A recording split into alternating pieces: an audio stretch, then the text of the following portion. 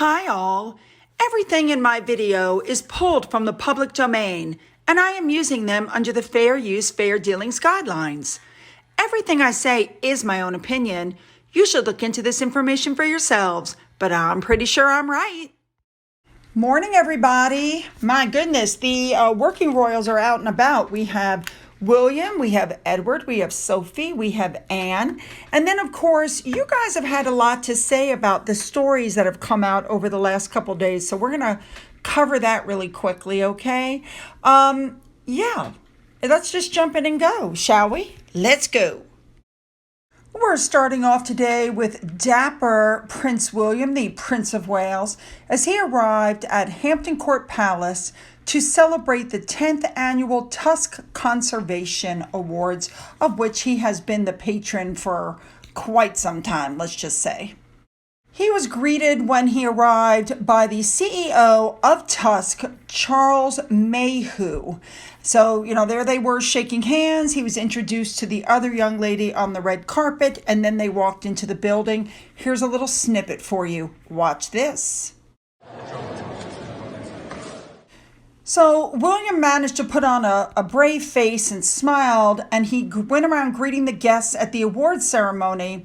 Now remember, this happened right after The Crown confirmed that the new series will cover Princess Diana's bombshell interview with Martin Bashir, even though William basically pleaded, and I believe Harry did initially as well, that it should not be replayed. But of course, we know how Harry really feels about all of that.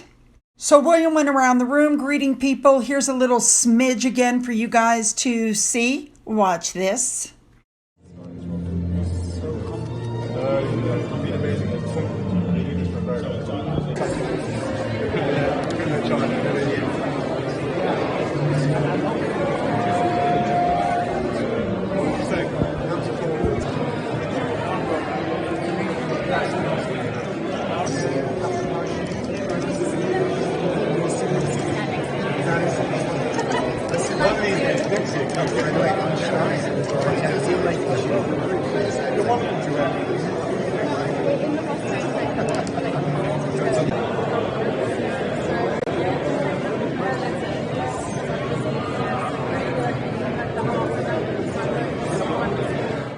And then it became time to give out the awards. Now, the Tusk Awards celebrates remarkable people who are working on the front line of conservation in Africa, the commitment, innovation, and courage that they show. And these may not be in the right order, but here is Nettie Molimbo, who won the Tusk Wildlife Ranger Award for the conservation work he's been doing in Africa. Another award was presented to, and I hope I'm saying this right, Miguel Concalves, as part of the Conservation Awards ceremony. Next up for an award was Ian Craig. He apparently is a conservationalist. He looked quite happy with his award. Now, there were also multiple finalists who were called up onto the stage and who received special recognition from William. I love the way it was handled. I love the way he does things. So professional. He doesn't collect awards, he gives them. See the difference?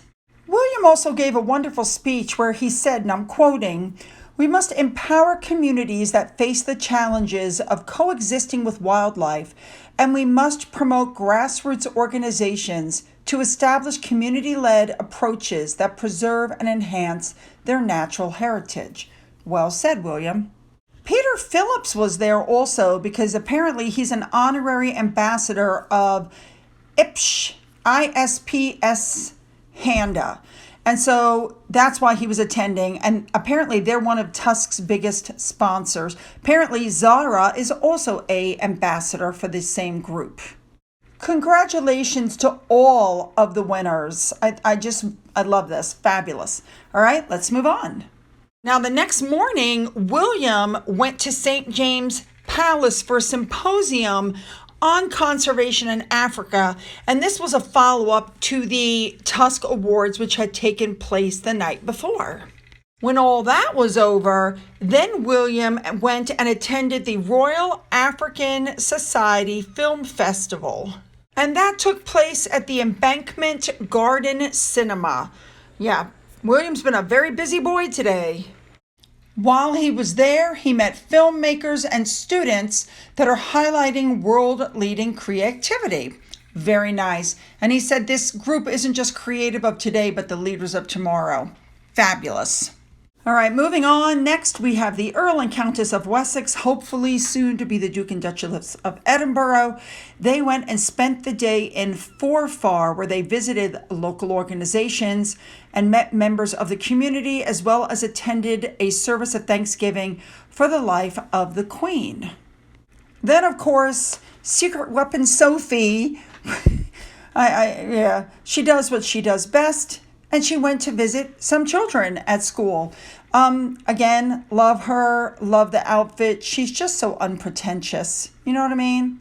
Yeah, and she really does have a way with children. Children just gravitate to her. They don't turn and run like they do with other people. All right, moving on. Next up, Princess Anne opened a community hub that will help support 400 children. Now, if I understand correctly, the children are all children of naval officers. Sometimes families need help when their loved ones go out to sea and they're gone for an extended period of time, and she said, I understand these trials, which I'm sure she does. So good for you, Anne, looking good. Next up, King Charles held a reception and ceremony at Buckingham Palace where he commemorated the 50th anniversary of the resettlement of the British Asians from Uganda. In 1972, apparently 60 Ugandan Asians were given 90 days notice to leave the country, and half of them settled in Britain. Very nice. Here's a little video for you to watch. Here you go.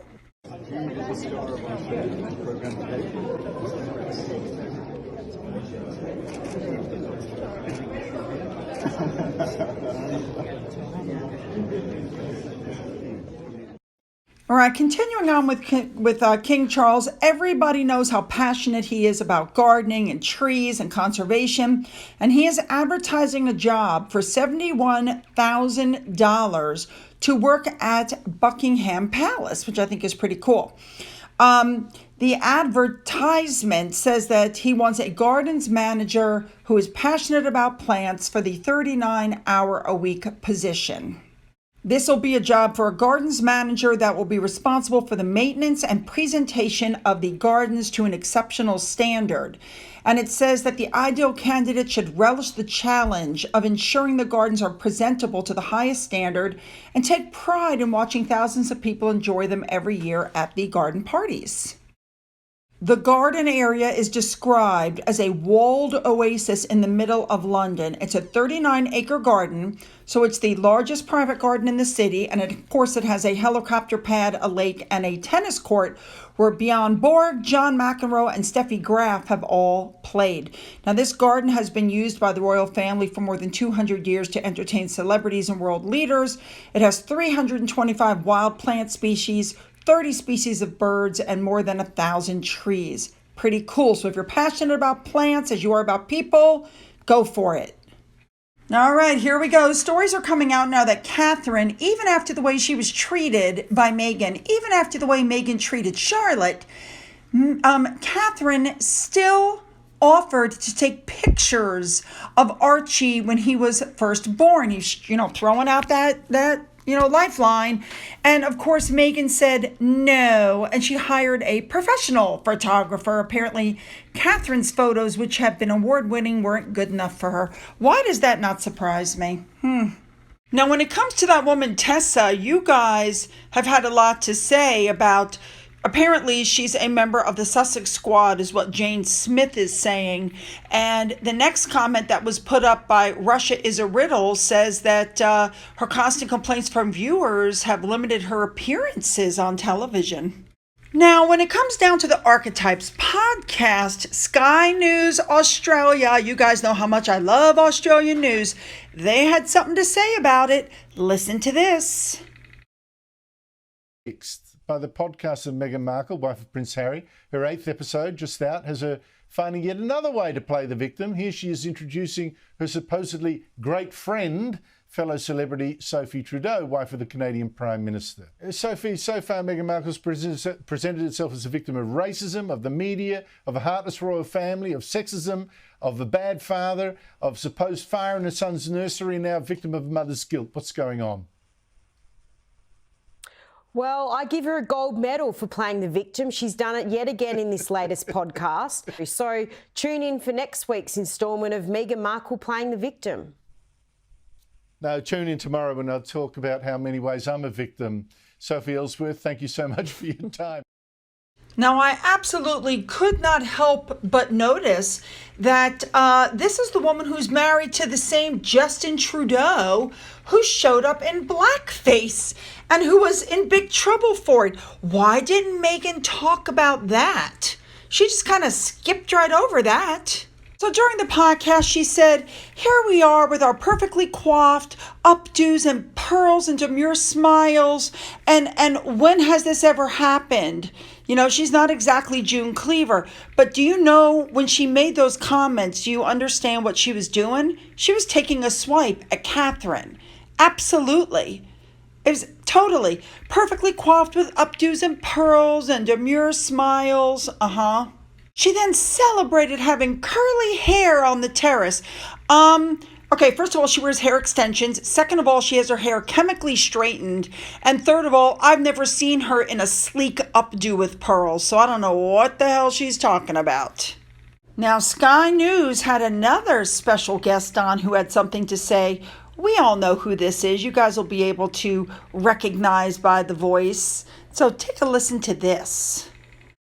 She is the real victim of every story, and yet again she's now talking about the crushing guilt that she feels. For what reason now?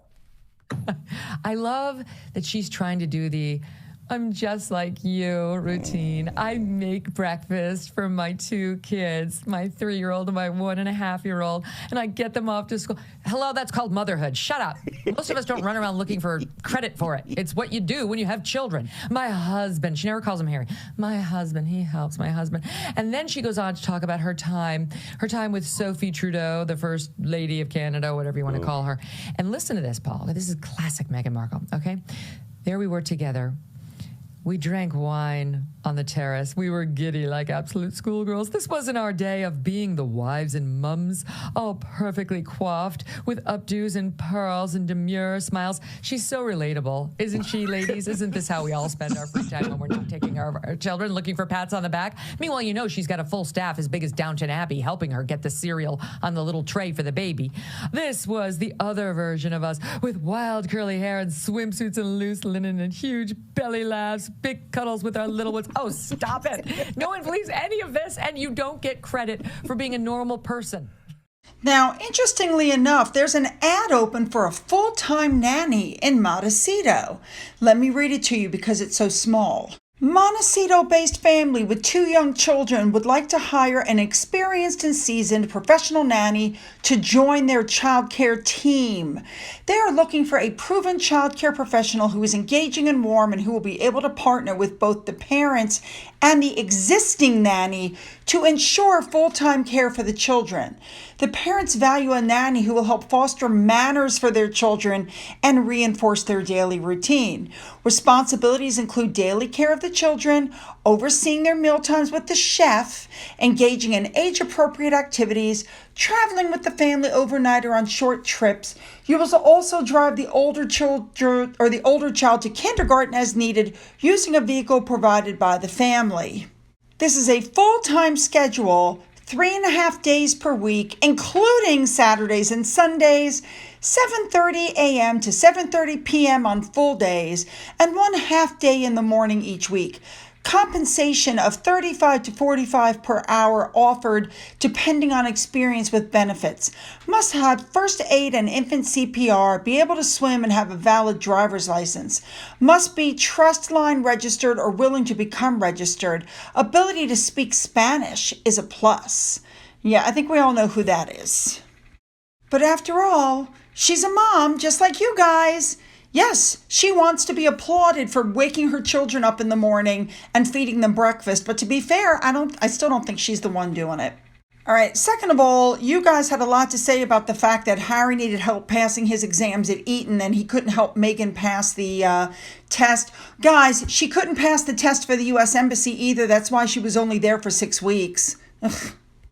You know, I completely agree with this article coming up. Harry really is treating his family like collateral damage. Like, the man's been brainwashed. Okay, yes, we heard you bitch on Oprah. Yes, we heard you on the Me You Can't See. Yes, we heard you on Better Up. Yes, it's going to be in the book. Like, how many different ways can you say it? We've got it.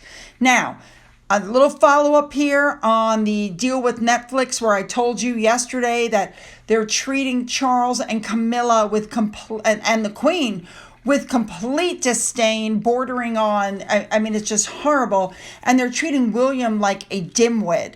Well, interestingly enough, it would appear that Harry and Meghan made a deal with Netflix that they would be left alone with the crown, and that would completely explain why the rest of the family's getting trashed and they're not. I mean, think about it. All right, 2 more things I want to cover before we go, and one of them is this article that points out that Meghan made it sound like her mother was left alone to raise her when it's well known that it was her father who had her full time. I believe he took her at about the age of 9, and he had her clear up until she left for college. He paid for all her private schools. He took her camping. He paid for the horseback riding. He paid for the dance lessons. Yeah, all of that. But yet she couldn't give him any credit, which I think is really sad. But the thing is, once again, she's glossing over her timelines and she's fabricating events because she's trying to build her public persona. The problem is everybody already knows the truth. So now she's come out again like a horrible liar, which, she is. Now, I want to end with this. I found this on Twitter. Here is my problem with this. Apparently, everybody's letting me know that Lady C announced that Harry and Meghan have officially separated. Okay, first of all, there's nothing in the news. Second of all, nobody else is reporting this. And third of all, it was finished up apparently with, but I could be wrong. I don't like that kind of journalism. I don't believe they're separated. If I thought for 1 second they actually were separated or there was proof of something, I would report it. But I'm not just going to report stuff like that. You don't report it and go, well, and maybe they're really not. You know what I mean? That to me is that's just not something I do. Okay? All right. All right, you guys. Once again, lots and lots and lots of very interesting information. Royals are out and about. I love that everybody's out doing their thing. You know I want your comments, so make them good. You know how I'm reading them. Don't forget to hit that subscribe button. If you've already hit it, double check. Make sure you're still subscribed. Don't forget to go into the description box, and the links are there if you want to follow me on Twitter, Getter, Rumble, if you want to email me, if you want to follow me on my Patreon, which is going very well. Come join us on Patreon. It's $3 a month. For those who have donated to my coffee fund and who have donated through the thanks button, thank you so much. And as always, you guys, have a great day.